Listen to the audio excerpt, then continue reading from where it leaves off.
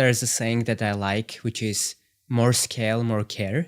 So people think that like if they scale, they have to sacrifice on their values or sacrifice the client results. Yeah. And actually subconsciously, that's something that stops people from growing more than people would realize. And it's interesting, like I've been on 1,000 plus calls with business owners, and a lot of the times they actually know what they should do to grow, but they are not doing it for some reason. So most people stop at like, hey, why you're not like scaling your business? Hey, I don't know how to get clients. And most people stop there or like try to solve that problem, where you go tea or coffee, tea or coffee. If you go 2 or 3 layers deeper, Yeah. right? You will see that someone will say something like, hey, it's not that I don't know how to get more clients, but I feel like I'm already overworked with my current clients. So if I get more, they're going to get less of my attention. And like, I don't want to sell something I don't believe it's going to be good for people, as an example. And it actually beliefs like this are so often stop people from scaling, which is super interesting. But when people shift their mindset that to go from one-on-one or to go from like doing unscalable work, which is great, that's how you start, to one-to-many, to scalable, it's not about sacrificing your values. It's not about not getting results, but actually more scale, more care. You can just help so many more people. People open up and now they, change their limiting beliefs from, I can only do one-on-one to like, communities work or whatever. I think limiting beliefs is like one of the biggest things, right? Charging higher, doing it, changing my whole business, right? I do think one good thing that you did at the start is like you knew how to take a beginner, making pretty much zero from this coaching kind of aspect of it, to 50K a month, and now like going to a next new level. But if you had taught me what you're teaching me now, when I started, it just would not I wouldn't really understand.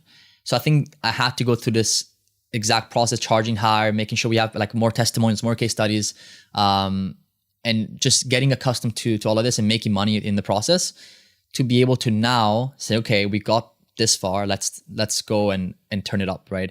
Obviously there's much more to it. And I really am excited because I think this, man, I see the road and it's just so clear, and I'm pumped for this, bro. Like, it's gonna be glad sick to hear that. And I'm super proud of you too, because you obviously executed everything we talked about. But I love what you said about the stages, right? Like sometimes it's very important to know what to focus on at each stage. So actually, if you learned about this at the very beginning, or if you thought about this too much, it would stop you from doing the very thing that got you to where you are now. I remember when we first started, you said, what should I do? I said, man, we should over-deliver. We should start a free community, which you did, which now has 10,000 members. Did it cross 10K already? 10.7. 10.7, okay. So yeah, and I said like, we should launch this and you should do weekly free calls and do onboarding calls with people. Do you remember that? Yeah, it's like that guy who says, I'm not gonna, there's a lot of my clients, right, as well, who start their business like, but when I get to like 10K a month, I'll have these problems. I'm like, but let's get there first, and then we can go and do the next thing, which is what I did on my end, right? If I had thought about what you're just saying right now, one-to-one coaching is not the most scalable for the kind of goal that we have. Yeah. If we led with that at the start, I mean, like, I would not have done that. I would have changed the whole thing. I would have overthought, but I had to go through that process to then understand it, right? Exactly. And that's like credit to you, because you did it. You did the work. You launched. You over-delivered, and you were even doing these weekly free sessions till like last month. When we stopped doing it. Yeah.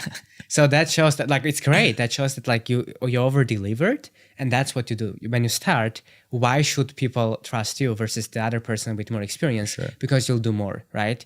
And yeah, so that was a good thing that you shared, that each stage requires a new worldview, belief, philosophy, etc.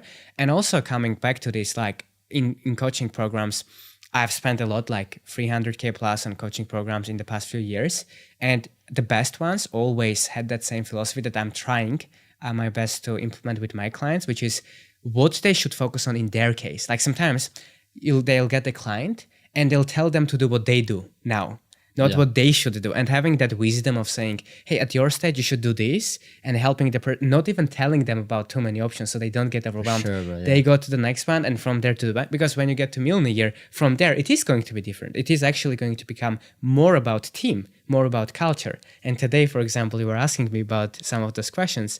And that's the thing, is like, it takes discipline and the wisdom to say, oh, all these things matter, but they are not the priority now.